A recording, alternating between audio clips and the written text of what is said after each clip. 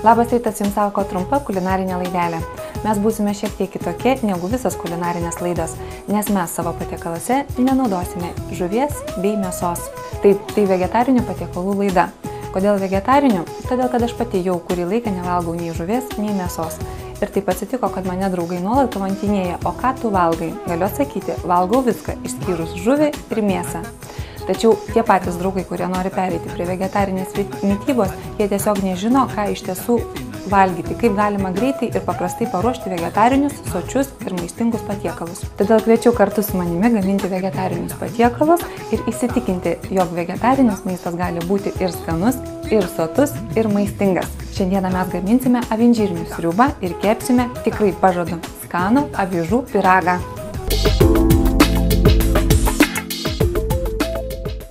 Šiandieną gaminant avinžirnių sriubą mums reikės poro, bulvių, česnako, fermentinio tarkuoto sūrio, grietinės porą šaukštų ir žinoma pačių avinžirnių. Avinžirniai jau turi būti išvirti, bet jeigu tingite juos virti, galite naudoti ir konservuotus. Aš nežinau kaip jūs, tačiau aš gaminant maistą retai kada naudoju svarstyklės ir tiesiog dedu produktus iš akies. Maždaug žinau jų proporcijas. Pavyzdžiui, gaminant šią sriubą avinžirnių reikia tiek, kad sudarytum apie pusę visos sriubos masės. Taigi, pradedame darbą. Kadangi yra salieras mūsų ką tik iš daržo, mes jį turime nuplauti. Saliero reikės daug, beveik visą kotą reikės sunaudoti. Tam, kad salierą būtų paprasta nuplauti ir neliktų jose žemės, aš plaunu taip. Perpjaunu salierą iki viduriuko ir praskiriu. Tuomet jau kišu po vandeniu ir plaunu. Dabar salierą supjaustome griežinėliais. Supjaustėme salierą, dabar turime porą česnako skiltelių nulupti ir susmulkinti. Šitas česnako lupenas neskubėkite išmesti, jos tinka arbatai. Užpylus česnako arba svogūno lupenas gaunasi ir ne tik skani arbata, bet ir labai sveika. Daugiau apie šitokią arbatą aš jums papasakosiu kitoje laidoje. O mes gaminame toliau sriubą. Kad česnakas išskleistų visą savo aromatą, prieš pjaustinant ar smulkinant, rekomenduoju jį sutraiškyti peiliu. Tie, kurie bijote česnako ir nemėgstate jo, galiu garantuoti, kad šioje sriuboje jis visiškai nesijaučia.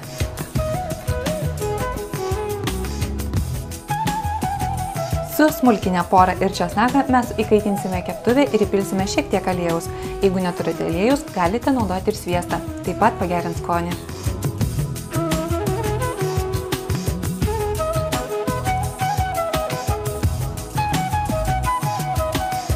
Mano ajurvedos mokytoja sako, kad jokių būdų nenaudočiau tefloninės keptuvės ir metalinių indų. Todėl mano virtuvėje galite pamatyti tik baltos keramikos keptuvę arba emaliuotus puodus. Dabar mes į įkaitintą aliejų sudedame česnaką ir porus. Ir pakepinsime tol, kol gražiai, rusvai apskrus.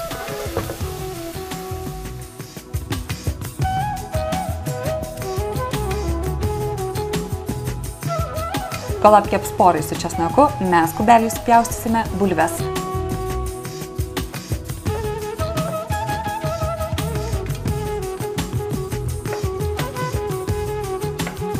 Man šita sriuba patinka ne tik dėl savo gero skonio, bet ir todėl, kad ji labai greitai paruošiama, bet to jinai yra labai soti.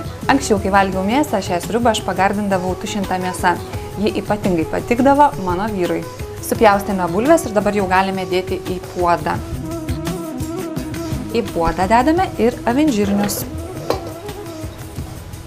Avinžirniai nuo žirnių skiriasi ne tik savo skoniu ir išvaizda, bet ir kitomis savybėmis. Pavyzdžiui, valgant avinžirnius jūs galite būti ramus, kad jums nepūs pilvo. Avinžirnius tiesiog galima išvirti ir valgyti vienus pačius.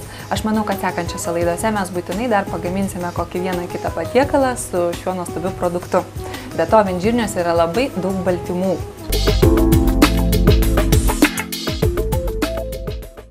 Iškepus porui su česnaku mes sudedame taip pat į puodą.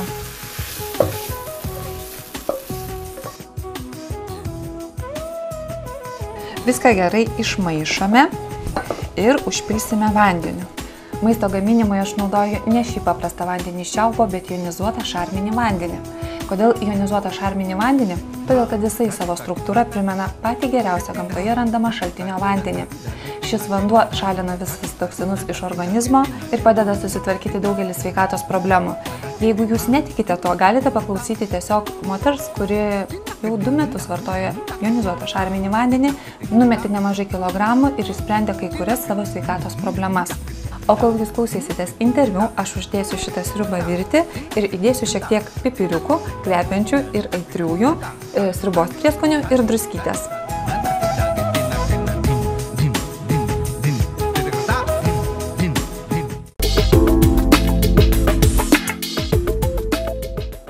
Šarminį vandenį pradėjau naudoti prieš porą metų. Žinoma, kaip ir visi, nežinojau, kas tai yra. Ir kai suprastėjo sveikata, kai pamačiau, kad gydytojų išrašomi vaistai nepadeda ir kiekvieną dieną sveikata blogėja, pradėjau pati ieškoti informacijos. Ir interneto pagalba susiradau, kad yra toks šarminis vanduo. Susisiekiau su gamintojais, paklausinėjau ir pasirodo, kad aparatą, kuris gamina jonizuotą šarminį vandenį, aš turiu jau keli metai, tik nežinojau jo visų galimybių. Sveikata pablogėjusi jau buvo keletą metų, padažnėjo galvos skausmai, sprando skausmai, viršsvoris nemažas, kamavo visą gyvenimą, kiek aš prisimenu. Buvo stuburo išvarža, visa puokštė ligų, kaip tai sakoma. Ir kur aš beieškojau išeičių ir norėjau, kreipiausi ir pas gerus gydytojus, ir privačias klinikas, išeities jokios neradau. Tai buvo tik tai pinigų metimas, vis kažko naujo reikalauja, bet ne vienas gydytojas nėra pasakęs, kad tu sergi todėl, kad negeri vandens. Nei vienas gydytojas per visą Lietuvą ir per geriausias klinikas. Žmonėms labai sunku suprasti, kad vanduo be jokios spalvos, be jokios skonio, be jokio kvapo turi tiek naudingų savybių. Nes žmonės pripratę gerti tabletes, ar tai kažkokius tai miltelius, kurie ten skaniai kvepia, ar ten spalvą turi. Tai žmogus mato, už ką pinigus moka. O čia jisai tai nemato, kiek gerų savybių tame yra vandenyje, todėl kitą kartą jiem atrodo neįtikėtina. Net yra žmonių, kur mano patarimu ir giminaičiai išgijo ten ir vienas ir kitas ligas. Ir jis negali patikėti, sako, kodėl aš išgijau, nesuprantu, sakau, tai tu išgijai nuo vandens, negali tai būti, bet aš sveikas. Visą gyvenimą žmogus tabletės gėrė, neišgijo, o pradėjo gerti vandenį, bet jis negali net patikėti, kad tai yra, bet tai tikrai taip yra. Pradėjo mažyti migretiniai galvos skausmai, sprando skausmai, nes buvo mane tokie dideli, kad aš išgerdavau tabletę. Tada, kai nežinojau, kad reikia gerti vandenį ir po kelių valandų man reikėdavo vėl kartoti tą tabletę, nes jau, kaip žadėjau, kad visą dieną neskaudės, tai to nebuvo. Ir kai pradėjau gerti vandenį, man truputį padėjo jau atlėkti, dar iš pradžių ten kokią savaitę ar kitą dar ir tabletės gėriau. Ir paskui, kaip aš jas nustojau gerti, tai net neatsimenu, bet matyt, organizmas neprašė, aš negėriau ir gėriau vandenį. Ir apie 1,5 metų aš jokių vaistų negeriu ir nežinau, ką tai reiškia galvos skausmas, sprando skausmas, kuris mane kamavo. Ir per metus laiko nukrito be jokių dietų, nesilaikant absoliučiai jokių dietų, paprasčiausiai geriant vandenį, man nukrito 25 kg. Ir manau, kad ateityje tai yra ne dieta, tai yra mano gyvenimo būdas, nes aš kiek laikiausi gyvenime dietų, tai buvo trumpalaikis efektas. Nes dietos negali laikytis visą gyvenimą. Dabar tai yra mano gyvenimo būdas. Aš geriu tą vandenį, pradedu ryte, baigiu vakare ir aš žinau, kad tai yra vienintelis geras sprendimas mano gyvenime. Ir tas jonizatorius, kurį mes nusipirkom visai netyčia, tai yra mano išsigelbėjimas ir mano sveikatos ir sėkmės geriausias pirkinys.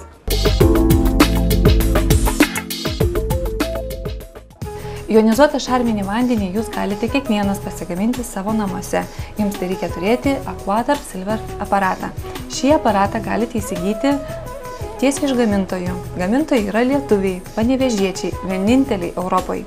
Todėl, jeigu jūs norite daugiau sužinoti apie jonizuotą šarminį vandenį arba jonizuotą rūgštinį vandenį, tiesiog siūlau kreiptis tiesiai į gamintojus.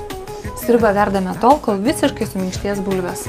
Mes dabar trečdalį sriubos turime įdėti į visiškai atskirą indą ir tada turėsime viską sutrinti. Šiame inde esančią sriubos dalį turime visiškai sutrinti iki vientisos masės. Trintą sriubą atgal sudedame į puodą. Viską dabar gerai išmaišome, o po to sudėsime sūrį ir porą šaukštų grietinės.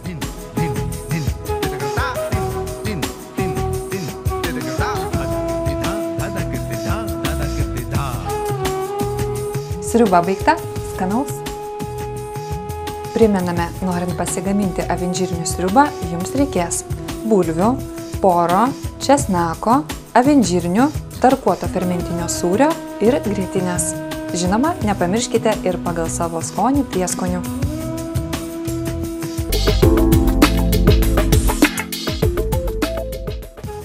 O dabar žadėtasis skanusis avižų pyragas. Tik neišsigąskite, kad avižų, jis tikrai yra labai skanus. Ir visi, kurie bandė mano keptą avižų pyragą, prašė jo receptą. Šis pyragas man patinka tuo, kad jisai pagaminamas gal per kokias 5 minutės plus kepimas. Be to jį galima pagardinti pagal savo skonį. Taigi mes šiam pyragui naudosime avižų apie pusę pakelio. Avižos gali būti net ir pačios paprasčiausios ir pačios pigiausios. Kondensuoto pieno indelis, sviesto apie 70 arba 100 gramų, grietinės indelis ir riešutai. Riešutus galite naudoti pagal savo skonį. Taip pat galite pagardinti šokoladu arba razinomis ar kitais džiovintais vaisiais. Kadangi mano vaikas nemėgsta razinų, todėl aš jų ir nenaudosiu. Kadangi pyragą mes užmaišysime labai greitai, tikriausiai mes įkaitiname orkaitę. Orkaitė turi įkaisti iki 180 laipsnių. Pirmiausia, mes išlydome sviestą. Dabar į indą suberiame visas avižas, o ant jų išpilame išlydytą sviestą. O dabar viską gerai išmaišome, kad kiekviena aviža nors šiek tiek įsigertų išlydyto sviesto.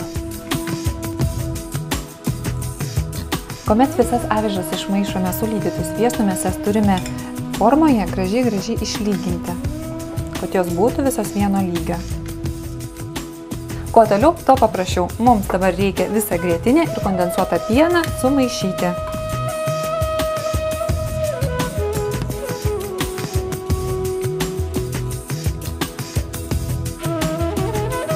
Išmaišėme ir dabar užpilame avižas.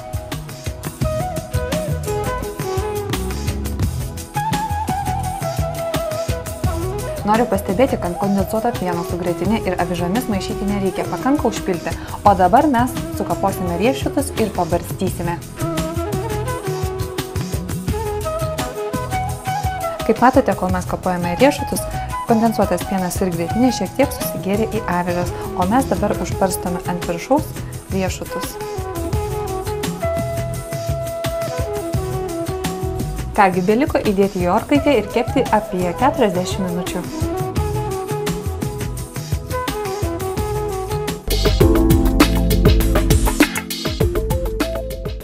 Štai ir viskas, mūsų pyragas iškepė ir pats laikas jį išimti iš orkaitės.